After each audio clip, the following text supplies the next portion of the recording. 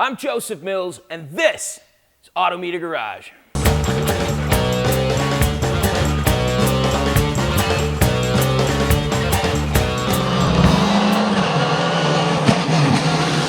Hello and welcome to day 2, AutoMeter Garage's Project Evo build.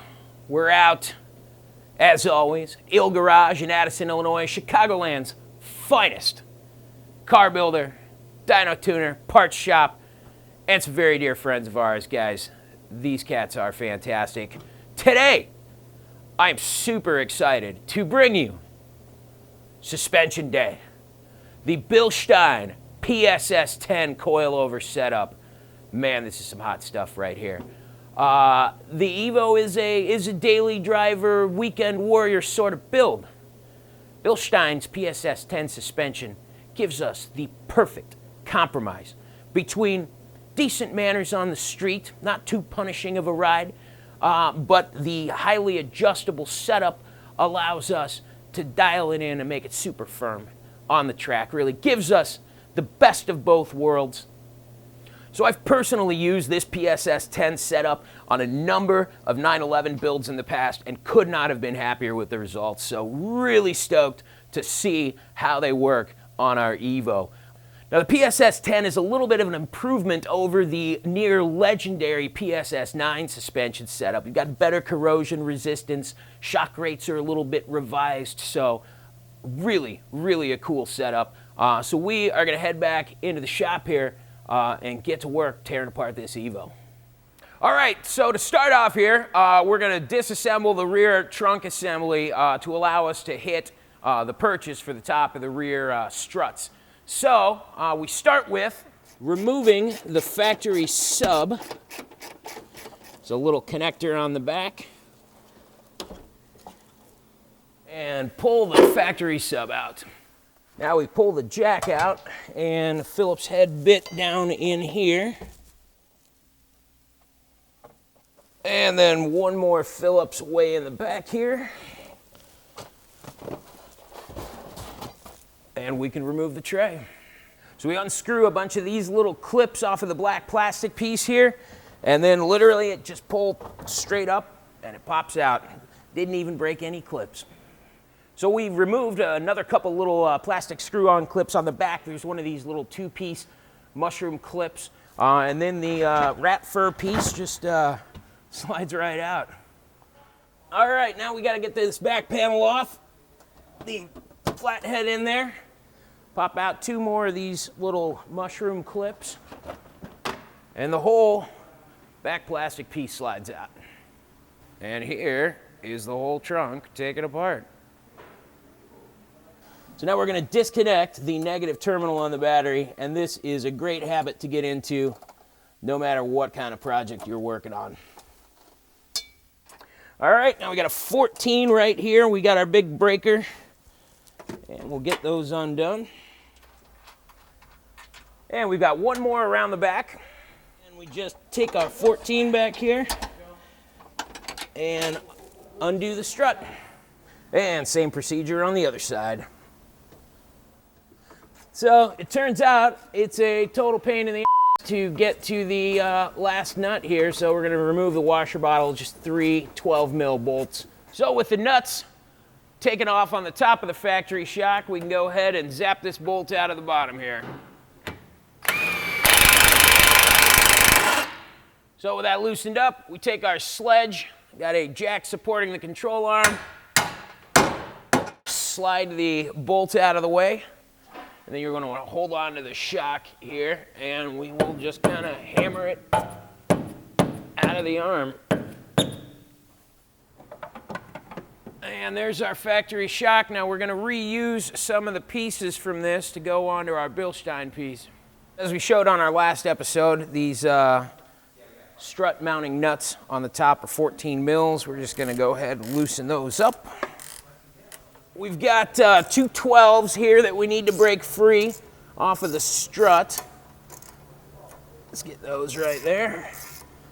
And then there's one more 12 right around the back on the corner. It's going to be a little hard to see. Get those 3 off. So with the fasteners removed, we can slide this free. We want to be careful. There's a rigid brake line here. We do not want to bend or damage that. That all pops out right there. Then we remove the ABS harness from this little bracket, and this literally just pulls free. A little bit easier with a flathead screwdriver, and that little plastic channel comes right off. Okay, with all the small nuts removed, we go on to the big 19mm bolt right here and zap that out. So we've got really limited movement on this whole knuckle assembly here, so we can feel free to just kind of drop the whole strut out. And she's free. All right, so we've got our rear shock assembly in our spring compressor here. I hope this goes without saying, but we cannot stress this enough. Please exercise proper caution when dealing with springs. You can hurt yourself. If you don't know what you're doing, seek the advice of a professional. So we are going to reuse the upper strut mount from the factory piece, also this dust boot and the bump stop. So let's go ahead and take this apart. So we're going to take our new shock here. We need to partially disassemble this so we can add back in the OEM pieces that we want to keep. So this is a 2mm Allen key to take the adjuster off there. And then underneath you'll see there's one more 2mm. There's really no tension on them whatsoever, and then we've got 2 nuts to remove.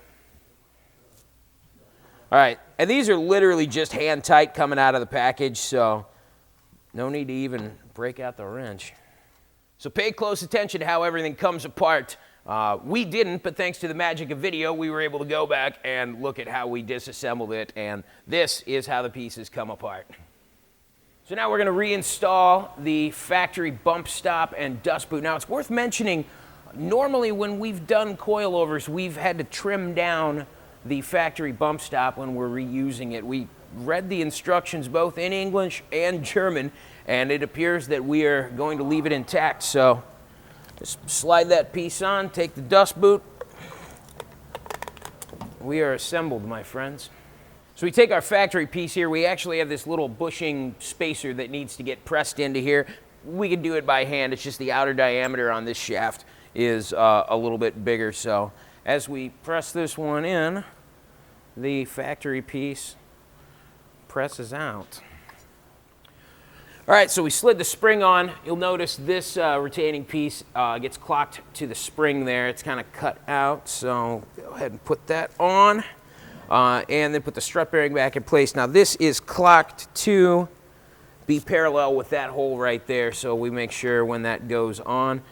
And you got to push nice and hard to get that through, and our coilover is assembled.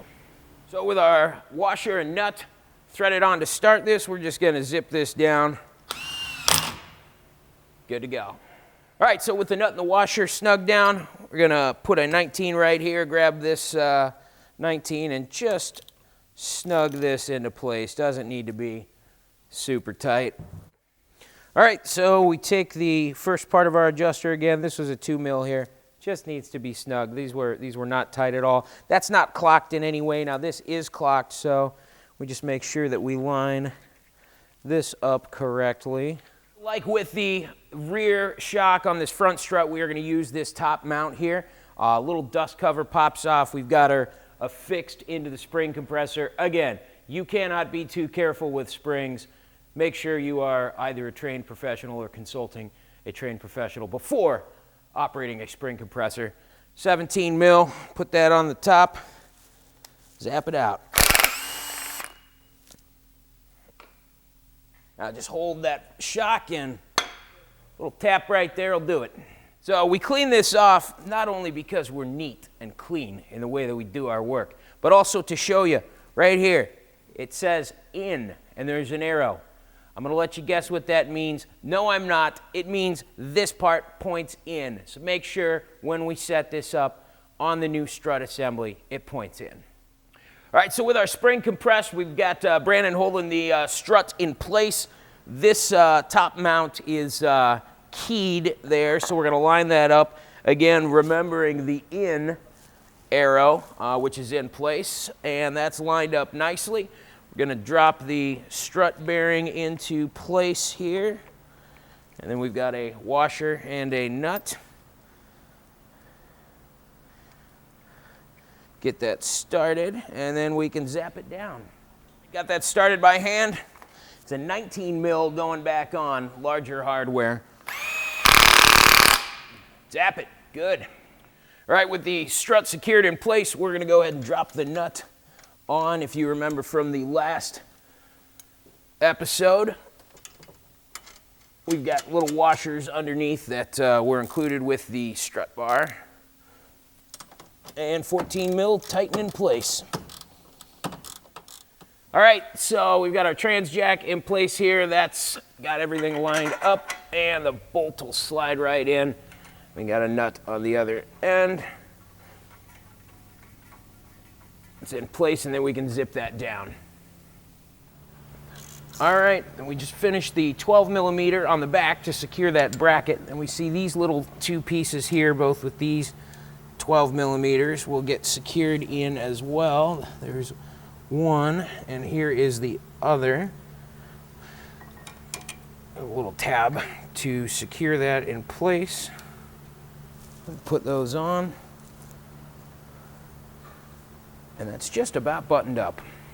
So gotta actually slide that plastic bracket in as well for the ABS. We've got the channel right there. And that'll keep that nice and safe. Our lower nut is gonna be torqued to 81 foot-pounds. Always, always torque your fasteners. All right. We're gonna torque these to 30 foot-pounds on the strut towers.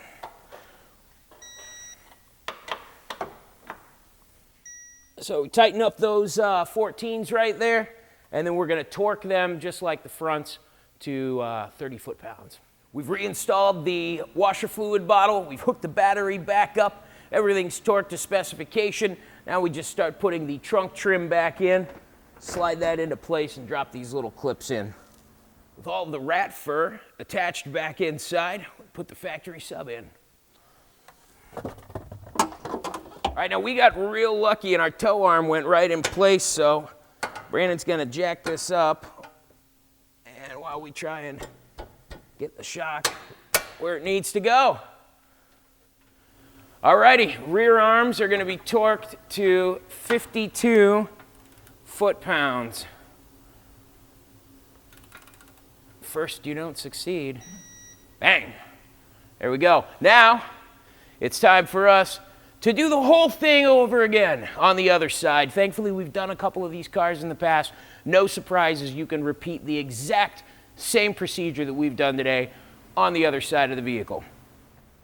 All right, so our Bilstein PSS10s are on Project Evo, and I gotta say, it's looking pretty good. We kept the factory settings in the rear, gave us a real nice stance. We went touch more aggressive on the front, because that's just kind of how we roll. So in a future installment, we're gonna be taking this car to a suspension calibrator. We're gonna have everything corner balanced and tweaked for us to get even more performance out of this great suspension setup. So that's it for today. We're gonna head out on the road and see how she drives.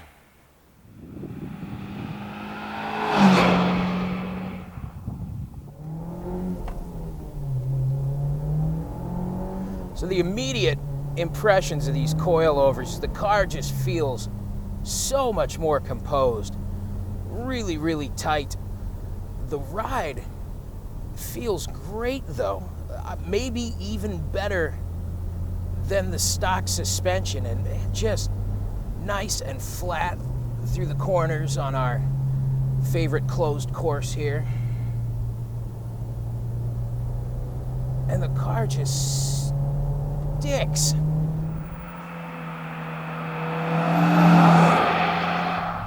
Great G's through the turns on the AutoMeter Dash Link app there.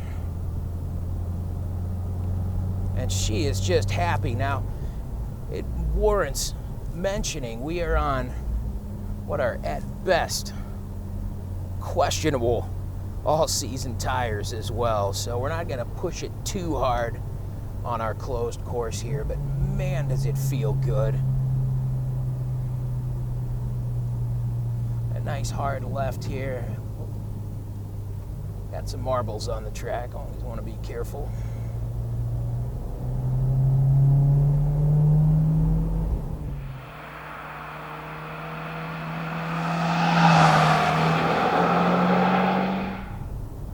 Feels fantastic.